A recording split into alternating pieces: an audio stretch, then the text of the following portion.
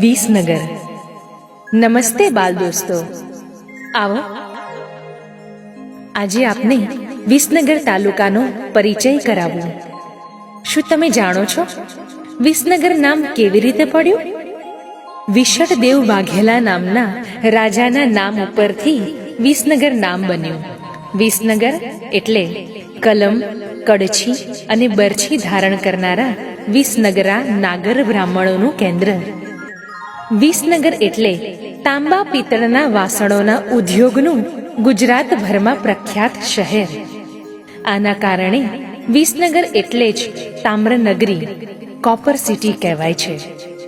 વિસનગર એટલે ઈસવીસન 1949ના સમયમાં છેક ઉદયપુરથી અમદાવાદ સુધીના વિસ્તારમાં ઉચ્ચ શિક્ષણ આપતું એકમાત્ર શહેર। અહીંની MN કોલેજને તો તમે જાણો જ છો ને। આ કોલેજને ડેઝર્ટ ક્વીન, રણની રાણી કહેવામાં આવતી હતી। હમણાં થયેલી SK યુનિવર્સિટી ઉચ્ચ શિક્ષણનું ઉત્તમ કાર્ય કરી રહી છે। વિસનગર એટલે કલાનું ધામ। આ તાલુકાની ભવાઈ આખા દેશમાં વિશિષ્ટ છે। જય શંકર સુંદરીને કેમ ભૂલી શકાય? એ તો રંગમંચના મહાન કલાકાર। સજીવ અભિનયથી લોકહૈયા ડોલાવનાર નાટ્ય કલાના આજીવન સાધક જયશંકર ભોજકનો જન્મ ઈસવીસન 1889માં વિસનગરમાં થયો હતો।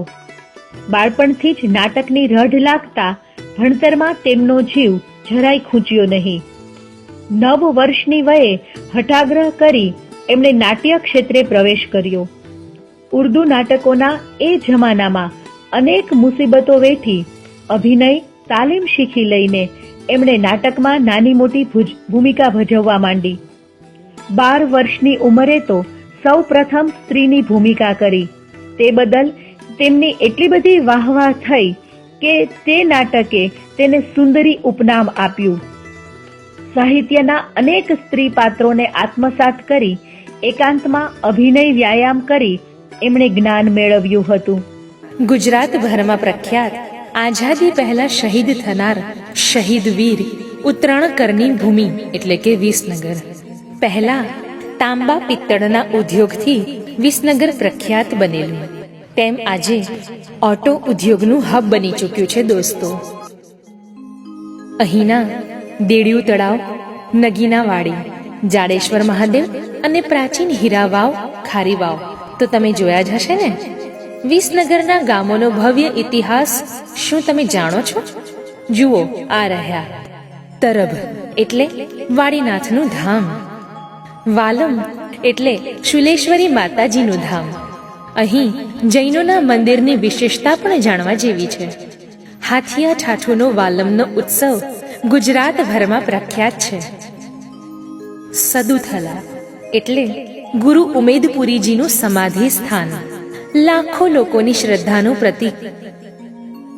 ગુંજા એટલે ભુવનેશ્વરી માતાજીની શક્તિપીઠ। અહીંની ગોયણીઓમાં નવરાત્રિની વિશિષ્ટ ઉપાસના આખા પંથકમાં પ્રસિદ્ધ છે।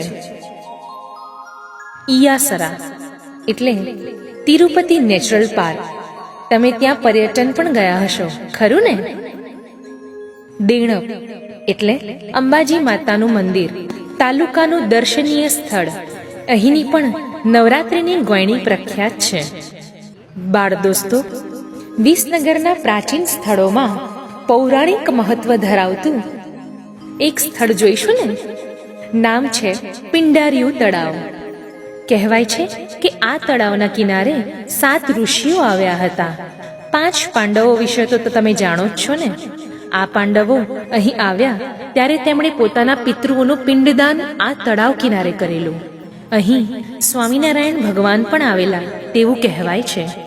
પિંડારિયા હનુમાનજી પણ અહીંયા પ્રખ્યાત છે। બાળ દોસ્તો, વિસનગર તાલુકાની ટૂંકી રૂપરેખા જોઈને મજા પડી ને? વિસનગરથી ઉત્તર દિશામાં અંબાજી હાઈવે પર 8 કિલોમીટર દૂર આવેલું છે ઉમતા ગામ। રૂપેણ નદીના કિનારા પર વસેલું આ ગામ હિન્દુ મુસ્લિમ એકતાનું પ્રતીક છે। ઉમતાની રાજગઢીમાંથી નીકળેલું જૈન મંદિર જુઓ। અદ્વિતીય સ્થાપત્ય, અદ્ભુત શિલ્પ, આ શિલ્પ ઈસુની 10મી કે 12મી સદીનું હોવાનું મનાય છે. ઉમતા ગામની વચ્ચોવચ એક ટેકરો હતો, જેના ઉપર 100 વર્ષ સુધી પ્રાથમિક શાળા અને પોલીસ સ્ટેશન હતા. પરંતુ દૂધસાગર ડેરીનું મકાન બનાવવાનું શરૂ થતાં ખોદકામ કર્યું. ખોદકામ કરતા ધીમે ધીમે કેટલા શિલ્પો બહાર આવ્યા. વધુ ઊંડાણથી ખોદકામ કરતા આખું જૈન મંદિર બહાર આવ્યું. મયુર શિલ્પ અને અન્ય જૈન પ્રતિમાઓ આરસમાં સુંદર રીતે કંડારાયેલી છે. દોસ્તો, પાટણની રાણકી વાવ જોઈ છે ને? રાણકી વાવના શિલ્પો સાથે ખૂબ જ સમાનતા ધરાવતા અનેક શિલ્પો ઉમતા ગામમાંથી ઉત્ખનન દરમિયાન મળી આવ્યા છે. ખંડોસણ. બાલ દોસ્તો, વિસનગરના ગ્રામ્ય વિસ્તારના સ્થાપત્ય જોવાની મજા પડે છે ને? આવો એક વિશેષ સ્થાપત્યને જોઈએ અને માણીએ. આ છે વિસનગરની પશ્ચિમે આવેલું ઊંઝા રોડ પરનું ખંડોસણ ગામ. શિલ્પ સ્થાપત્યના સુવર્ણ યુગ સમાન સોલંકી યુગનું એક પાનું એટલે અહીંનું હિંગળાજ માતાનું પ્રાચીન મંદિર. તેની બાજુમાં તેનાથી પણ પ્રાચીન એવું શિવપ્રસાદ મંદિર પણ અદ્ભુત છે, જાણે કે શિવ અને શક્તિનો સુભગ સમન્વય.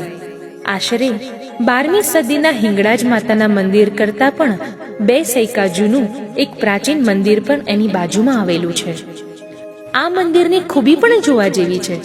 તેના મંડપની બંને બાજુએ એક ગર્ભગૃહ આવેલા છે. એક ગર્ભગૃહ પશ્ચિમાભિમુખ અને બીજું દક્ષિણાભિમુખ. દ્વારા શાખના ગંગા જમનાના શિલ્પો તેમજ તેની આસપાસના ગોખ શિલ્પો પણ અદ્ભુત છે. તરભ. બાળ દોસ્તો, આપણી સફર થોડી આગળ વધારીએ. ખંડોસણથી માત્ર 2 કિલોમીટર દૂરના અંતરે પ્રાચીન શિવધામ એવું વાળીનાથ મહાદેવનું મંદિર તરભ ગામે સ્થિત છે. કાન્હડદેવ પ્રબંધના લેખક પદ્મનાભના જણાવ્યા મુજબ પ્રાચીન ગુજરાતમાં શૈવ સંપ્રદાયનું પ્રભુત્વ હતું, ત્યારે વાળીનાથ પાશુપાત સંપ્રદાયનું મુખ્ય કેન્દ્ર હતું. તેની સાથે અનેક દંતકથાઓ પણ જોડાયેલી છે કે ભગવાન શિવ નાકમાં વાળી પહેરીને નૃત્ય કર્યું હતું, તેથી વાળીનાથ કહેવાયા. એક ગાયના આંચળમાંથી દૂધની ધાર થતી હતી, ત્યાંથી વાળીનાથની મૂર્તિ મળી વગેરે.